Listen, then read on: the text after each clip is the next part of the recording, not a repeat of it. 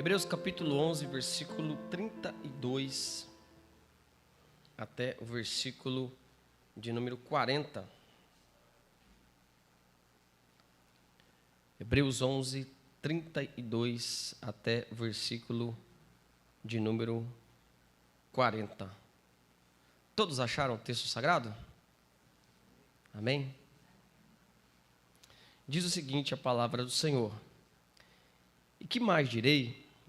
Certamente me faltará o tempo necessário para referir o que há a respeito de Gideão, de Baraque, de Sansão, de Jefté, de Davi, de Samuel e dos profetas, os quais, por meio da fé, subjugaram reinos, praticaram a justiça, obtiveram promessas, fecharam a boca de leões, extinguiram a violência do fogo, escaparam ao fio da espada, da fraqueza tiraram força, fizeram-se poderosos em guerra, puseram em fuga exércitos estrangeiros, mulheres receberam pela sua ressurreição os mortos, alguns foram torturados, não aceitando o seu resgate para obterem superior ressurreição. Outros, por sua vez, passaram pela prova de escárnios e açoites, sim, até de algemas e prisões, foram apedrejados, provados, cerrados pelo meio, mortos a fio de espada, andaram peregrinos, vestidos de peles de ovelhas e de cabras, necessitados, afligidos, maltratados, homens dos quais o mundo não era digno, errantes pelos desertos, pelos montes, pelas covas, pelos antros da terra. Ora, todos estes que obtiveram bom testemunho por sua fé, não obtiveram, contudo, a concretização da promessa, por haver Deus provido coisa superior a nosso respeito, para que eles, sem nós, não fossem aperfeiçoados. Amados irmãos, desde a primeira vez que eu li, ou que eu me lembro de ter lido esse texto das Sagradas Escrituras, uma parte desse texto que me chamou sempre a atenção é exatamente a parte que está entre parênteses, versículo 38, que diz: homens dos quais o mundo não era digno. Me chamou a atenção o fato de a própria Escritura dar testemunho da fé destes homens nestes termos: homens dos quais o mundo não era digno. E é sobre isso que nós vamos falar um pouco nessa noite, segundo a permissão de nosso Deus, sobre estes homens dos quais o mundo não era digno e a causa disso. Antes, no entanto, é necessário que a gente entenda um pouco do objetivo principal desta carta aos Hebreus. O objetivo principal dessa carta aos Hebreus era fortalecer crentes que estavam desistindo do cristianismo e retornando ao judaísmo. Estavam deixando Cristo, retornando à lei. Estavam deixando a realidade e retornando à sombra. Estavam deixando o cumprimento, retornando apenas às promessas. Estavam deixando aquilo que de fato é real e se voltando somente para as cerimônias. Estavam deixando aquilo que era excelente e superior e se voltando para aquilo que não era excelente, era bom, foi bom por determinado tempo, mas não era superior. Estavam deixando aquilo que foi dado pelo próprio Filho e retornando aquilo que foi dado, segundo o texto de Hebreus, através dos anjos e não através do Filho.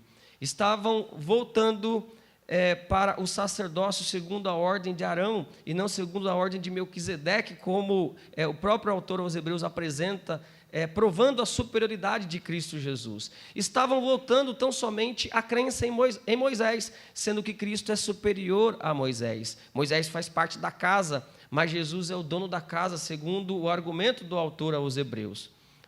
Aquele que escreveu aos Hebreus, ele escreve para mostrar para estes crentes que tudo em Cristo é superior àquilo que está na antiga aliança e que não vale a pena, e não somente não vale a pena, como é pecaminoso, retornar aos velhos rudimentos, a salvação pelas obras, as cerimônias, a lei como critério para relacionamento com Deus. Ainda que não fosse essa a ideia principal que o próprio Deus queria passar para aquelas pessoas no Antigo Testamento. Era assim que essas pessoas pensavam, que poderiam se relacionar com Deus através da lei. Bom, o autor aos Hebreus, então, escreve essa carta como objetivo principal para que esses crentes não desistissem. É como um apelo, né? Não desista de Cristo. Cristo é superior a tudo. E por que não dizer, irmãos, que a gente pode aplicar isso de uma maneira geral a qualquer coisa. Cristo é superior a tudo. Cristo não é superior só ao Antigo Testamento. Ele é superior a tudo, a qualquer ideologia, a qualquer filosofia, a qualquer ideia humana, a qualquer instituição.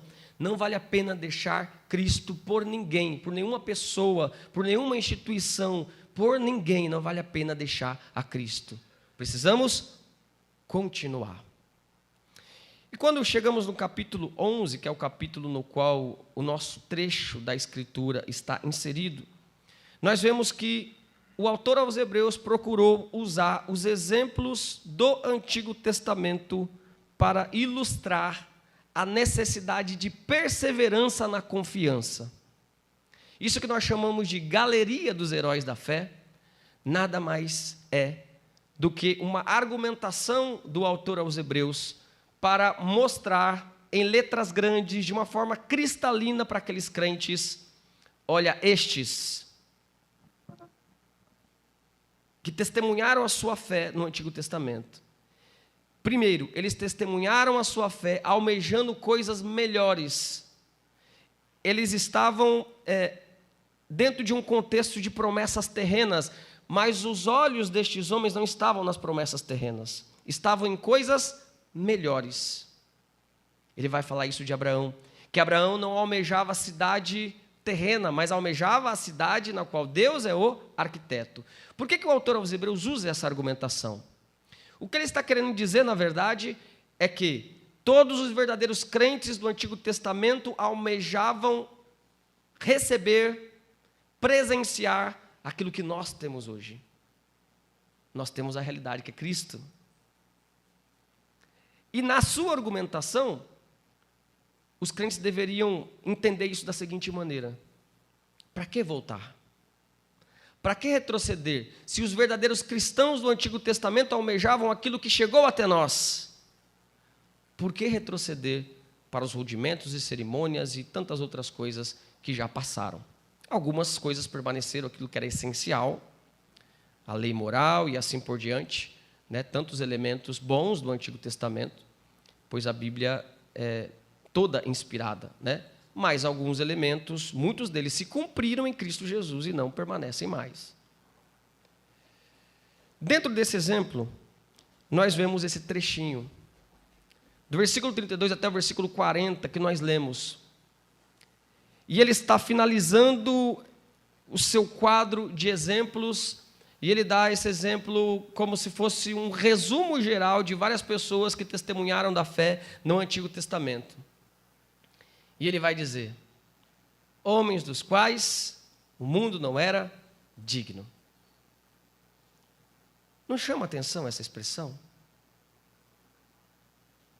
O que essa expressão quer dizer? Claro que essa expressão não está colocando a dignidade nos homens, porque é Deus que faz todas as coisas. Mas a ideia aqui é que o próprio mundo da época dessas pessoas não valorizou essas pessoas. O mundo de sua época não era digno de ter essas pessoas. O próprio mundo da época em que essas pessoas viveram, este mundo não era digno de receber todas essas pessoas, de ter em seu meio todas essas pessoas que deram exemplo de fé. Eles eram melhores do que o mundo. Eles eram melhores não por conta de nenhuma questão humana. Eles eram melhores por causa da fé. E a gente sabe que a fé não é uma produção humana. Pela graça sois salvos por meio da fé, e isso não vem de vós, é dom de Deus. Homens dos quais o mundo não era digno deles. E eu quero destacar algumas questões aqui, irmãos. Por que o mundo não era digno desses homens? A primeira questão importante que eu quero compartilhar com os irmãos é a primeira coisa e mais básica de todas. É porque eles tiveram fé. Eles tiveram fé. Eles acreditaram. Isso parece uma coisa simples, mas não é. No nosso contexto, no contexto em que nós estamos vivendo, é muito comum, cada dia mais, estar sendo apregoado na sociedade um conceito de fé esotérico, um conceito de fé tão somente assim, olha, acorde pela manhã e simplesmente acredite. O importante é você acreditar. E as pessoas acordam pela manhã e colocam os seus textos nas redes sociais, simplesmente dizendo assim, acredite que esse dia vai ser melhor. Simplesmente tenha fé, não importa a religião que você siga, simplesmente tenha fé. As pessoas pegaram esse termo, e como o mundo costuma fazer, que é deturpar os conceitos da Escritura, às vezes usando as próprias palavras da Escritura. O mundo deturpa o conceito de fé, o mundo deturpa o conceito de amor, o mundo deturpa o conceito de gratidão. E fé não é fé por si só. A nossa fé, irmãos, a nossa crença, ela só é digna, distinta, louvável, porque ela é fé em Jesus Cristo. A nossa fé tem um objeto. Eu creio em algo, eu devo crer em algo. Não é uma fé vazia, não é uma fé vã, não é uma fé simplesmente esotérica, como disse. Eu apenas creio. Eu apenas vivo a minha vida crendo, dizem as pessoas. A Bíblia não diz que alguém vai ser salvo crendo em qualquer coisa. A Bíblia diz que alguém é salvo crendo no único objeto da nossa fé, que é Jesus Cristo como nosso Senhor e Salvador. Portanto, a nossa fé não é um instrumento por si só que pode nos salvar. Quem salva é Cristo. A fé é um mecanismo, é um meio. Eu sou levado a acreditar em Cristo. Se eu sou levado tão somente a acreditar, simplesmente por acreditar, muita gente acredita. Isso não é salvação. Fé não é otimismo. Fé bíblica não é algo que a gente deve praticar como pensa aqueles que acreditam na lei da atração, na lei do retorno. Eu tenho que ser otimista, eu tenho que acreditar, eu tenho que acordar pela manhã e pensar positivo. Não. Essas coisas são ideias mentirosas. Até porque se acordarmos pela manhã e dissermos, acredito que esse dia vai ser melhor, não é garantia. Esse dia pode inclusive ser um dos nossos piores dias. Por isso, quando a primeira resposta, porque o mundo não era digno destes homens, é porque eles tiveram fé, é porque, irmãos, ter fé é uma coisa extraordinária. Ter fé não é algo natural. A fé por si mesma, a fé bíblica, por si mesma já é algo sobrenatural que o homem natural não pode ter. Isso faz com que, irmãos amados, tenhamos aqui o primeiro elemento diferenciado desses homens. Era porque eles acreditaram. Veja como o autor aos Hebreus começa esse capítulo. Observe. Capítulo 11, versículo 1. Ora, a fé é a certeza das coisas que se esperam, a convicção de fatos que não se veem. Pela fé os antigos obtiveram bom testemunho. Pela fé entendemos que foi o universo formado pela palavra de Deus, de maneira que o invisível veio a existir das coisas que não aparecem. A fé bíblica está interligada com a pessoa de Deus. É fé em Deus. É fé naquilo que Deus faz. Irmãos amados, quando olhamos o nosso contexto, vemos que somos atraídos, de certa maneira, por causa da nossa pecaminosidade, a conceitos completamente errados a respeito de fé. Não é difícil, meus irmãos, observar crentes acreditando em horóscopo. Não é verdade? Colocando nas suas redes sociais o seu signo tal, né? E o horóscopo nada mais é do que um paganismo, uma crença supersticiosa em que o posicionamento das estrelas, ou como as estrelas estão dispostas, ou os planetas, ou a lua, podem determinar o seu destino e assim por diante. Por que eu estou falando exatamente disso? Por que eu estou falando exatamente da astrologia, que não é uma ciência. A astronomia é uma ciência, né? A astronomia nós deixamos em outro nível. A astrologia, por que eu estou citando isso? Porque veja, irmãos, estes nossos irmãos, que são ditos nesse texto, que o mundo não era digno deles, eles viveram em contextos repletos de paganismo, de esoterismo, de idolatria e de astrologia também. Mas no meio de todo esse contexto nublado, confuso, eles acreditaram em Deus. Observe, por exemplo, um texto de Daniel, quando Nabucodonosor tem o sonho, e aqueles astrólogos, aqueles, entre aspas, magos, ali da Babilônia, não conseguiram interpretar o sonho de Nabucodonosor. Quem conseguiu interpretar o sonho de Nabucodonosor? Daniel. E o próprio Daniel diz o seguinte: respondeu Daniel na presença do rei e disse: o mistério que o rei exige, nem encantadores, nem magos, nem astrólogos o podem revelar ao rei. Veja, irmão, essa passagem não está aqui sem razão. Esse texto narrativo não está aqui sem razão. Esse texto narrativo está aqui para mostrar que o Deus verdadeiro é superior a todo qualquer tipo de crença pagã. Só há um Deus verdadeiro. Está aqui para testemunhar que é o Deus verdadeiro que age, que opera, que não há outro Deus, que todas as crenças pagãs são crenças que não são dignas de confiança. Isaías 47:13 diz o seguinte: apesar de todos os conselheiros que têm, vocês não poderão escapar. Que os seus astrólogos se apresentem e ajudem. Eles estudam o céu e ficam olhando para as estrelas a fim de dizer todos os meses o que vai acontecer com você. Estou lendo numa outra versão, Isaías 47:13. Deus está dando uma mensagem, entre aspas, irônica, de juízo para o próprio povo dele.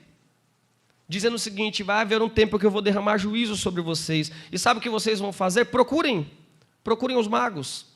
Procurem os astrólogos e vejam se eles vão livrar vocês. Todos esses textos estão aqui para mostrar, irmãos amados, que como Deus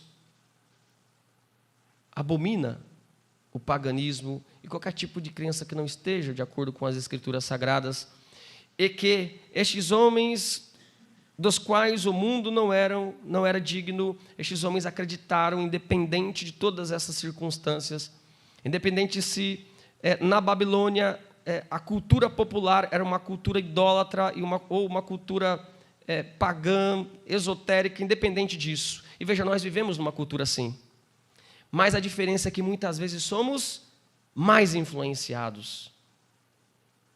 Falta-nos fé, crer, acredite. A primeira aplicação desse texto é acredite. Acredite em Cristo Jesus. Ele é o único objeto de fé no qual devemos acreditar para a salvação. Dentre todos os deuses falsos que esse mundo apresenta, acredite em Jesus Cristo. Dentre todas as ideias que esse mundo apresenta, acredite em Jesus Cristo. Dentre todas as soluções, às vezes pragmáticas, que esse mundo apresenta, acredite em Jesus Cristo.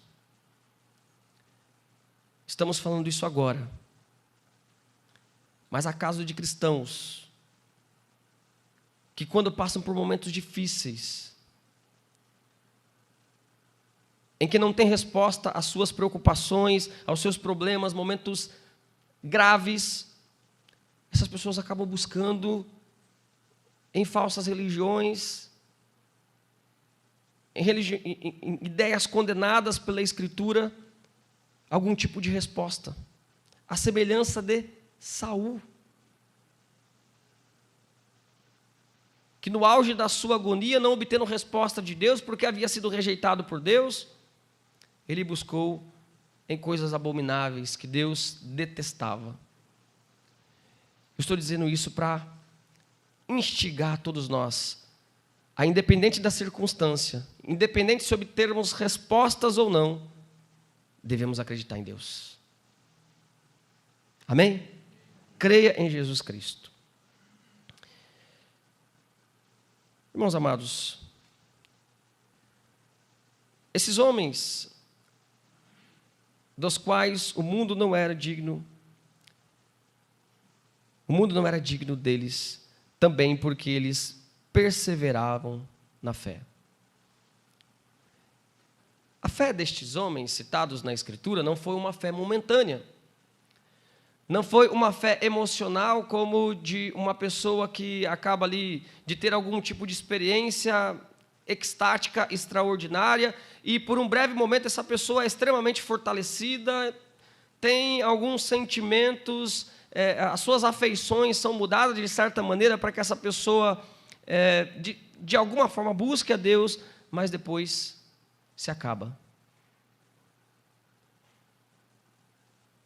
Eles perseveraram na fé. E veja que um dos temas de Hebreus é perseverança. Eles não acreditaram por um breve momento. Eles foram constantes. A fé destes homens foi estável. Isso não significa, claro, que a fé do crente não pode ser diminuída, não pode ser atacada, não pode ser esfriada. Isso acontece muitas vezes. Mas ela nunca pode ser extinguida. Isso nós vemos na vida destes nossos irmãos.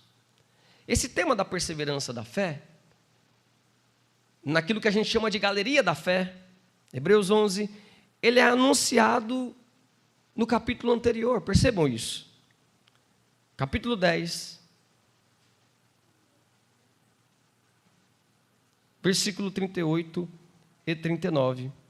Vamos ler do 37.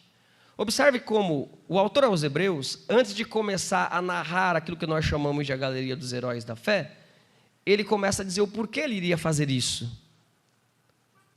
37. Porque ainda dentro de pouco tempo aquele que vem virá e não tardará. Todavia o meu justo viverá pela fé. Esse retroceder, quer dizer, se abandonar essa fé, né? Se voltar atrás, nele não se compraz a minha alma. Versículo 39, os irmãos podem ler, por favor? Nós, porém, não somos os que retrocedem para a perdição. Somos, entretanto, da fé para a conservação da alma. Nós somos daqueles que perseveram, nós não somos daqueles que retrocedem. Por isso, o mundo não era digno desses homens, não só porque eles tiveram fé, mas porque eles tiveram uma fé perseverante em Deus. E nós vivemos um tempo de tremenda apostasia. Claro, uma apostasia num sentido externo, no sentido de pessoas que uma hora professam a fé em Jesus Cristo, a fé na verdadeira verdade revelada nas Escrituras e logo estão professando outras coisas. Apostasia. Pedro vai usar a figura do porco que volta ao chiqueiro. Pedro vai usar a figura do cão que volta ao seu próprio vômito. A figura da apostasia, dos falsos mestres, que em um determinado momento abraçaram a fé cristã, em outro momento já estão negando. Veja, irmãos, o mundo está repleto disso. Repleto. De crenças as quais não estudamos, de uma maneira geral, os crentes não estudam. Mas essas crenças acabam influenciando de certa maneira. Nós temos o teísmo aberto, uma crença popularizada por alguns pastores no Brasil, que tem como ideia a pregação de que Jesus ama tanto a humanidade que abriu mão da sua soberania. Lembra-se da época do tsunami na Ásia? Um determinado pastor muito conhecido no Brasil escreveu um artigo dizendo o seguinte: se Deus soubesse do tsunami, Deus teria evitado. É o título do artigo. O que é isso, irmãos? Apostasia. Deixar de crer no Cristo histórico. Deixar de crer que a Bíblia é a única regra de fé. Muitos, espalhados pelo Brasil afora, já deixaram de acreditar que toda a Escritura é divinamente inspirada. Porque não perseveraram na fé. Alguns elementos da intelectualidade, da filosofia, as ideias desse mundo foram entrando na cabeça dessas pessoas, até o momento que elas não conseguiram permaneceram, abandonaram a crença, pelo menos intelectual, que elas tinham no cristianismo. Mas o que esse texto está mostrando aqui é que estes nossos irmãos do passado, independente das ideias, e para que, irmãos, alguém que foi exposto a tantas ideias pagãs, até acadêmicas, para a época, do que o próprio Moisés? Moisés foi preparado para ser um faraó. Ele era estudado. Mas era um homem que conhecia línguas. E nenhuma dessas filosofias, nenhuma dessas ideias, nenhum tipo de conhecimento, por mais sofisticado que fosse na época, e nós sabemos que o Egito não era brincadeira na época, né? Até hoje, o pessoal está tentando descobrir aí como que foram feitas as pirâmides do Egito. Nada disso deslumbrou Moisés. Ao ponto do texto aos Hebreus, irmãos, dizer sobre Moisés, capítulo 11, que ele preferiu, ao invés de ser filho da filha de Faraó, ele preferiu sofrer levando o vitupério de Cristo, sofrer com o povo de Deus levando o vitupério de Cristo, o sofrimento de Cristo. Que maravilha! Quando Deus coloca fé no coração de uma pessoa, quando Deus coloca fé verdadeira nos nossos corações, nada pode apagar essa fé. Nós perseveramos, não por nossa conta, mas porque Deus, na sua misericórdia, faz com que perseveremos. E talvez uma mesma verdade que faça alguém abandonar a fé cristã, pelo menos intelectualmente, é a mesma verdade que faz os filhos de Deus se fortalecerem mais e mais. Como diria um ditado, que o mesmo sol que pode amolecer a cera é o mesmo sol que endurece o barro. Algumas verdades que podem ser escandalosas, que podem ser dignas de desconfianças por parte daqueles que acusam a Escritura e o cristianismo, são essas mesmas verdades que, vista por cristãos, nos dão mais motivos para exaltar, para engrandecer o nome de Deus, para olhar para a providência de Deus e como Deus constrói e conduz toda a história, porque Deus ele faz com que a gente persevere. A grande diferença, no final das contas, entre aqueles que dizem acreditar em Cristo Jesus, é porque aqueles que creem em Jesus verdadeiramente, eles perseveram. Lembra-se da parábola do semeador? Nós temos ali exemplo de 4 situações. De um tipo de pessoa que não chega nem a acreditar, pois Satanás impede, de alguma maneira, que essa pessoa acredite. De um tipo de pessoa que chega a acreditar superficialmente, mas vindo, as dificuldades dessa vida, essa pessoa logo perde a sua crença e abandona a fé. De outro tipo de pessoa que recebe com alegria, quase chega a dar fruto, mas as preocupações da vida, com a riqueza, as ansiedades da vida, não deixam que essa pessoa produza o devido fruto.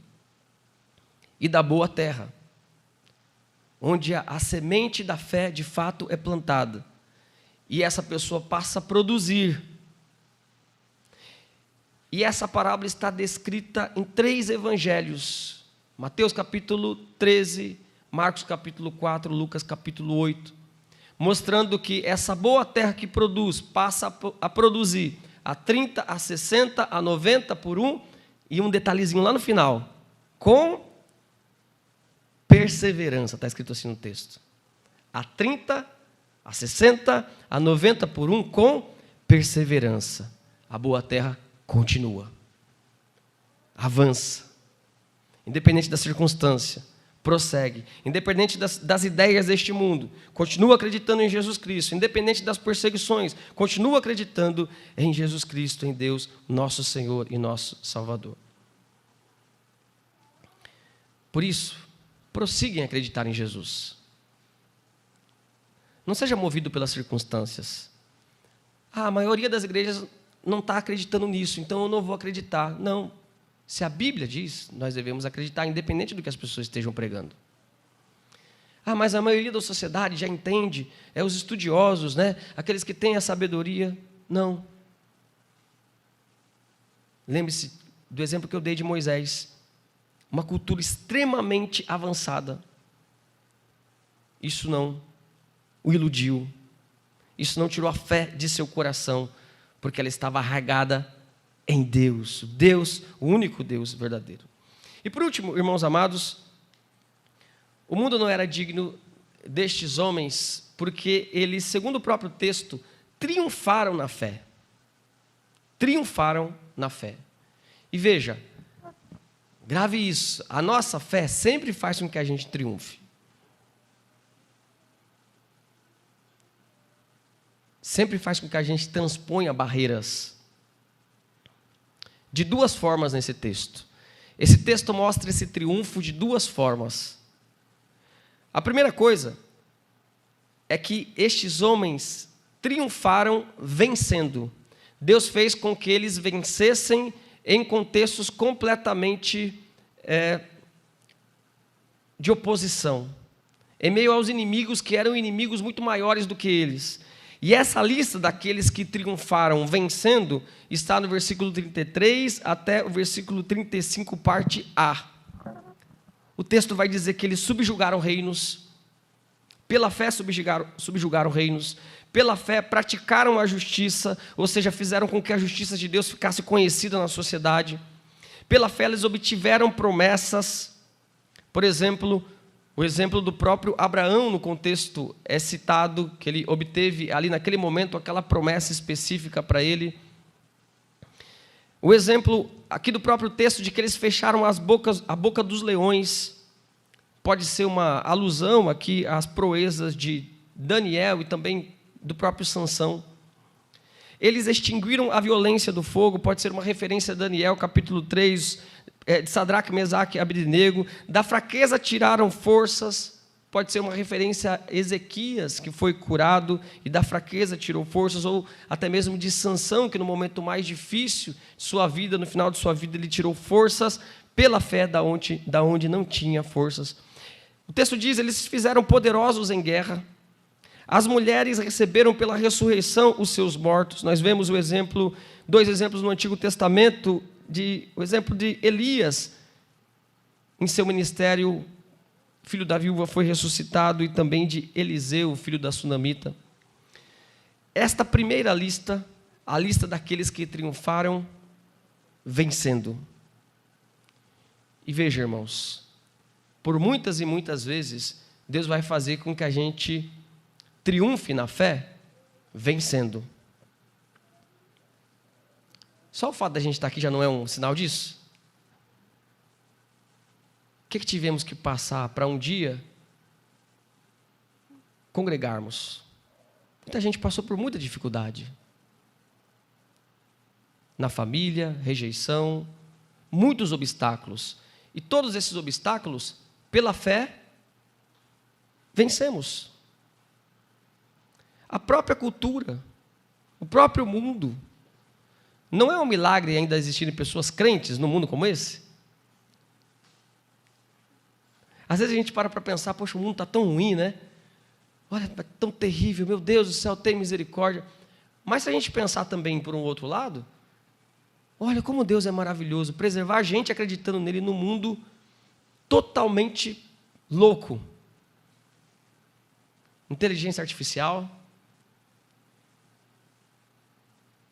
internet, tantas coisas que a gente olha assim, a gente fala, será que é verdade isso?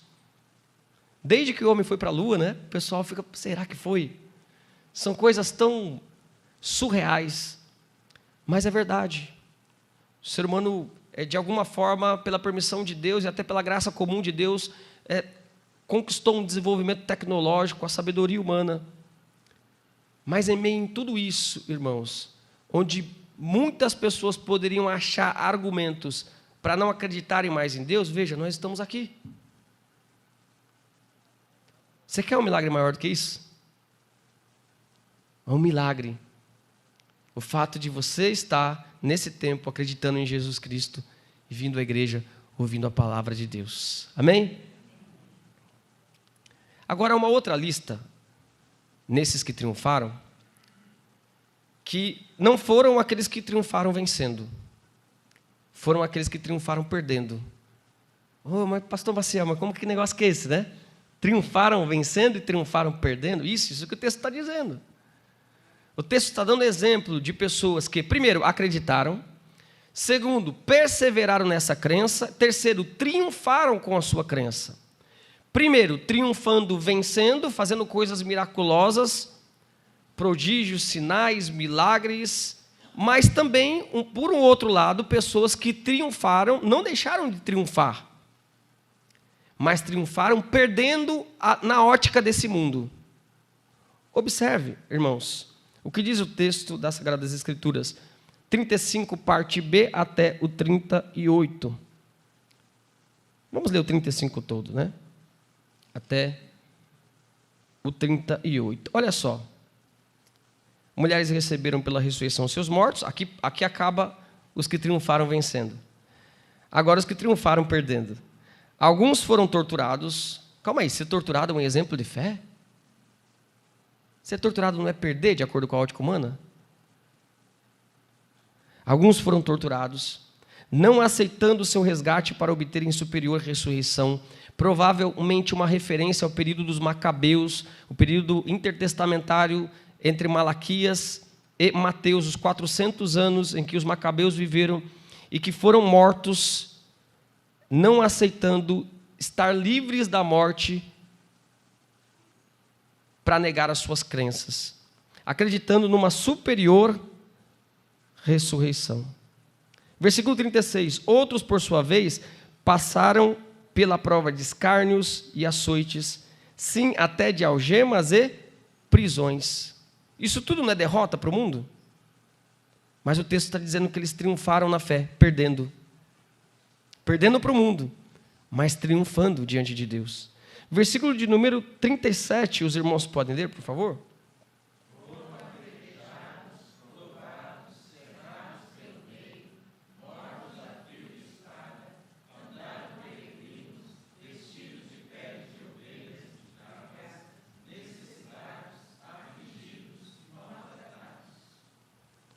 Homens dos quais o mundo não era digno, errantes pelos desertos, pelos montes, pelas covas, pelos antros da terra.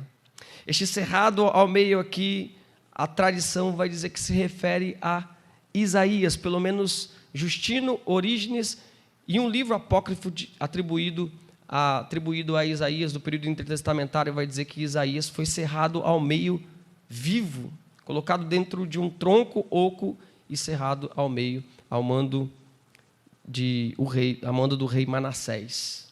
Cerrados, o texto está dizendo, cerrados ao meio.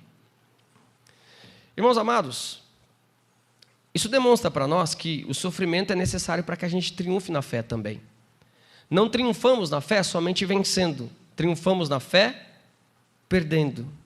E eu diria, meus irmãos, que o nosso testemunho é mais forte, é mais cristalino, é mais impactante, mais claro, quando nós triunfamos na fé, perdendo.